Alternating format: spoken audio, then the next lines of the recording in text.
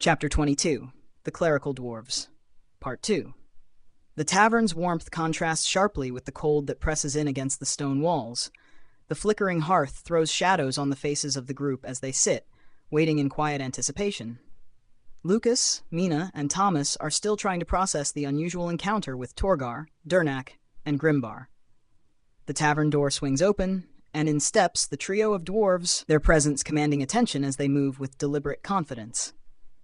Durnak's voice, rich and steady, cuts through the murmur of the room.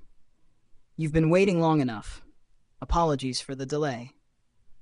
He gestures for the others to gather, his deep-set eyes scanning the table, then resting on each of the party members. Torgar's cryptic tales may not have made things clear, so I'll be more direct. We've found something. A secret temple hidden in the mountains. It's not too far, 5 hours' walk at most. We've come to offer you the chance to see it for yourselves. Torgar steps aside, allowing Durnak to speak. He's quieter now, letting his companion take the lead in this conversation. Grimbar stands a little farther back, arms crossed, eyes scanning the room with a cautious air. Lucas shifts uneasily, his hands twitching as he considers his next move. He hasn't been able to read Torgar's mind, too many barriers, too much secrecy, but Durnak might be easier to reach. Focusing intently, Lucas lets his mind wander toward Durnak's thoughts, sifting through layers of surface impressions, carefully avoiding any sign of intrusion. There's a twinge of discomfort, but nothing hostile, nothing malicious. Durnak's thoughts are clear enough, focused on the present. There are no lies here. They mean what they say. The temple, the mountains, their intentions, they're honest, as far as Lucas can tell. Relief floods him, and with it, a spark of curiosity. They don't seem to be hiding anything dangerous, at least not in a way that Lucas can sense. When the moment stretches too long, Mina speaks up, her voice calm and decisive. "We need to talk among ourselves first. It's not a decision to make lightly." She glances at Lucas, her expression unreadable for the moment, before turning to Thomas, who nods silently in agreement. Durnak gives a gruff nod, understanding the need for privacy. "We'll wait outside then, or in a corner of the tavern, wherever suits you. Take your time." As the dwarves retreat to the door, Lucas, Mina, and Thomas share a brief, meaningful glance. The decision weighs on them. There's something about the temple, a call, an allure, but is it worth the risk? They settle back into their seats, the room now feeling quieter, more intimate despite the presence of the few lingering patrons. Lucas runs his fingers over his cup, his mind still unsettled from the failed attempt to read Torgar. He doesn't quite trust the priest. Not yet. But Durnak's thoughts were simple, grounded in the present. 5 hours, Thomas says, breaking the silence. That's a long trek in the mountains. We've already been through some rough terrain. What's waiting for us at this temple? "I don't know," Mina replies, her eyes distant, weighing the possibilities. "But it could be important. It might give us answers we're looking for. We've been in the dark for so long." "I'm not convinced," Lucas admits, finally speaking. "I tried to read Torgar, and I couldn't get anything. I'm not sure I trust them yet, but Durnak didn't hide anything. They could be telling the truth. But—" he hesitates, unsure how much to share.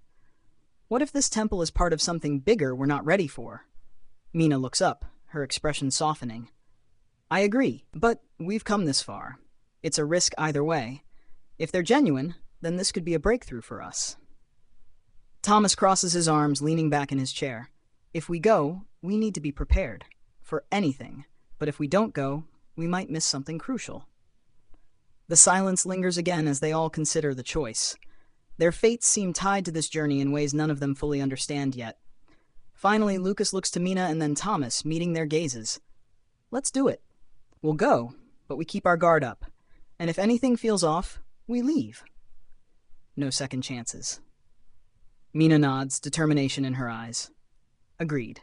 Thomas adds, "I'm with you. We should see this through." The decision is made, but the nagging feeling of uncertainty remains, buzzing quietly in the back of Lucas's mind.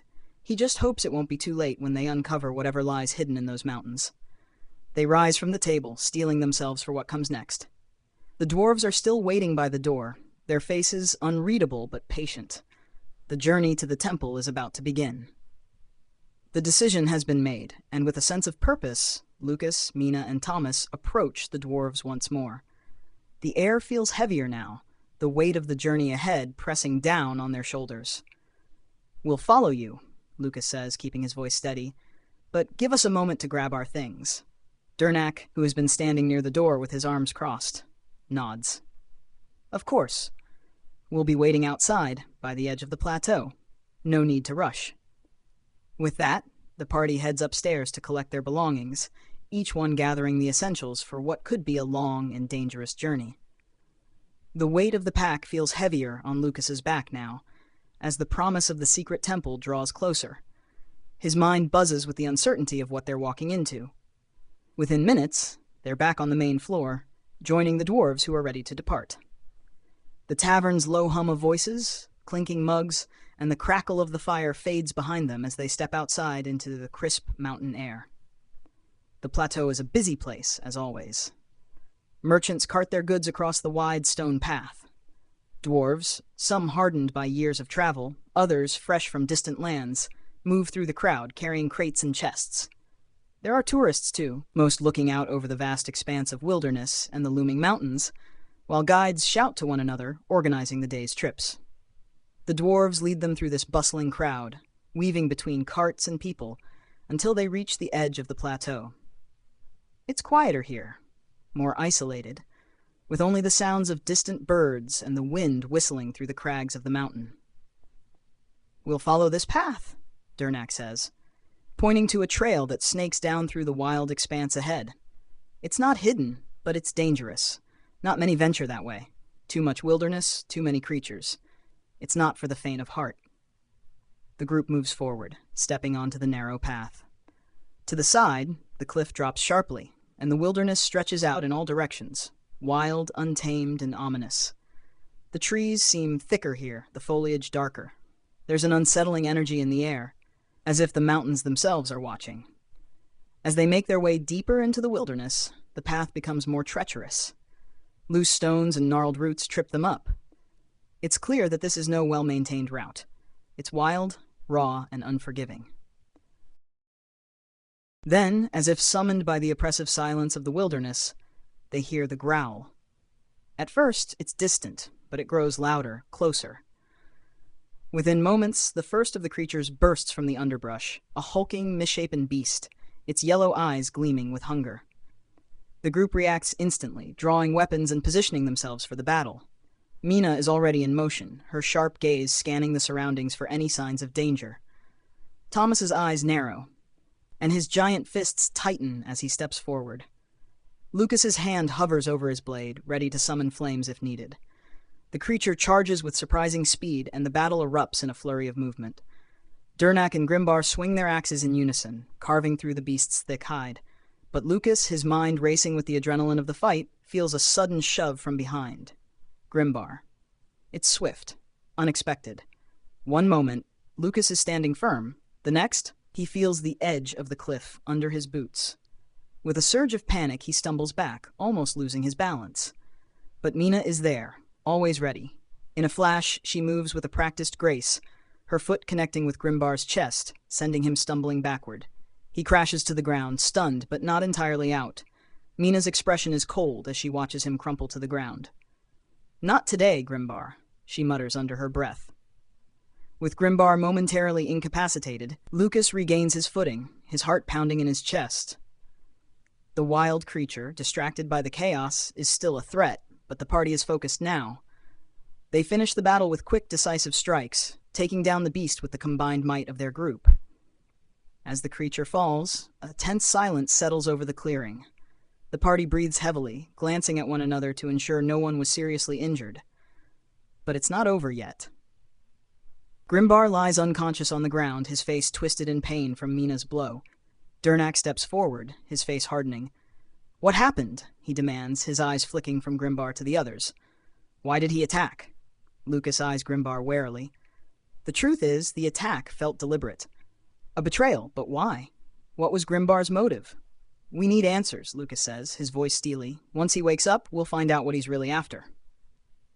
The air is thick with tension as the group waits for Grimbar to regain consciousness.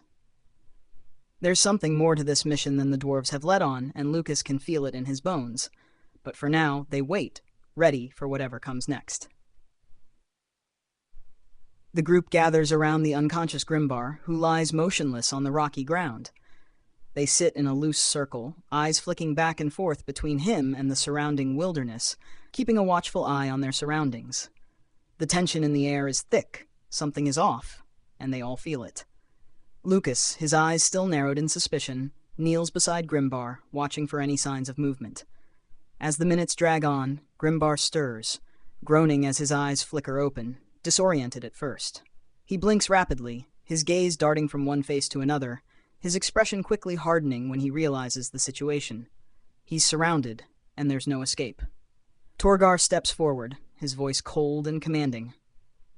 "What was that back there, Grimbar?" he demands. "Why did you try to push Lucas off that cliff?" But Grimbar doesn't answer. He simply glares at Torgar, his jaw clenched tight, refusing to speak. His eyes betray no emotion, nothing except defiance.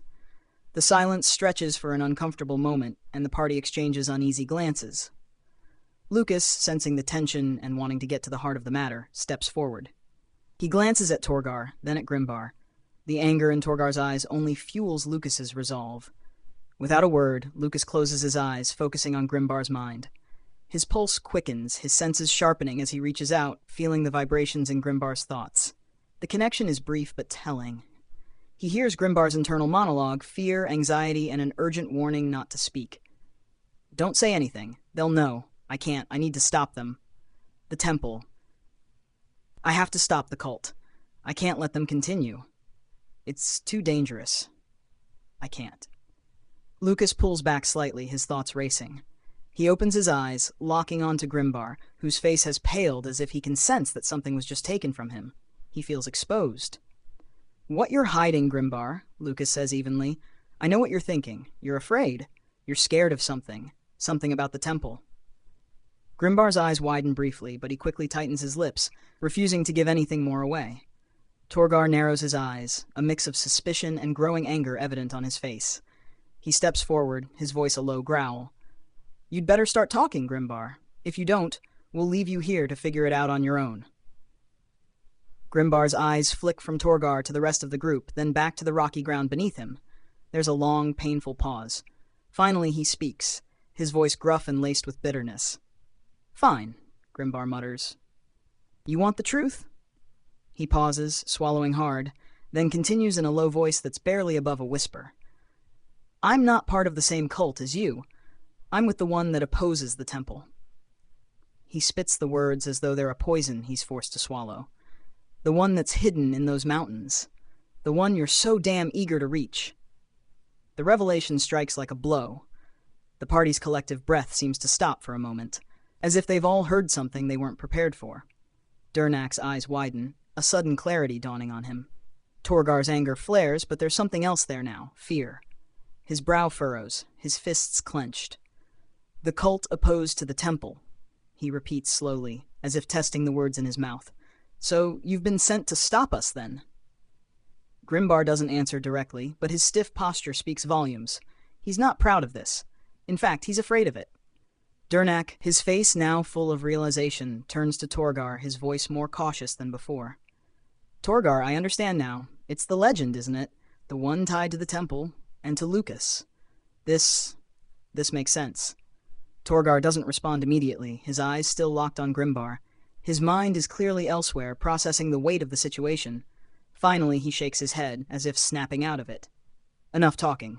He moves quickly, tearing off a strip of cloth from his tunic and using it to bind Grimbar's hands securely. "Let's keep moving. We'll sort this out at the temple." The group continues their journey, the quiet murmurs of conversation falling away as they focus on the task ahead. The mountains rise higher around them, their shadows long and dark. The air grows thinner, colder, and the terrain begins to show signs of greater wildness, the path becoming steeper, the trees more twisted and sparse. After a while, they come to a fork in the road. A hidden path, barely visible, intersects with the direction they were going. Torgar hesitates for a moment, then nods toward it. This is the way. The path is narrow, difficult to traverse. The ground is uneven, with sharp rocks and loose gravel underfoot. It's clear that this path isn't meant for travelers, not without a guide. The party presses forward, pushing past thick underbrush and climbing over jagged outcroppings. Grimbar's sharp eyes don't miss a thing, but his bound hands keep him in check. His silence speaks volumes, but the truth is now out in the open. After an hour of difficult travel, the hidden path opens up to reveal a clearing, a large stone temple nestled in the side of the mountain. The stonework is ancient, weathered by time and barely noticeable from a distance. The structure seems to pulse with energy, a sense of something both sacred and dangerous hanging in the air. The temple is silent, its entrance dark and imposing. The wind picks up as they approach, howling through the trees, as if warning them of what lies within. Torgar steps forward, his voice solemn as he looks at the others. "This is it, the heart of the legend. Let's go inside."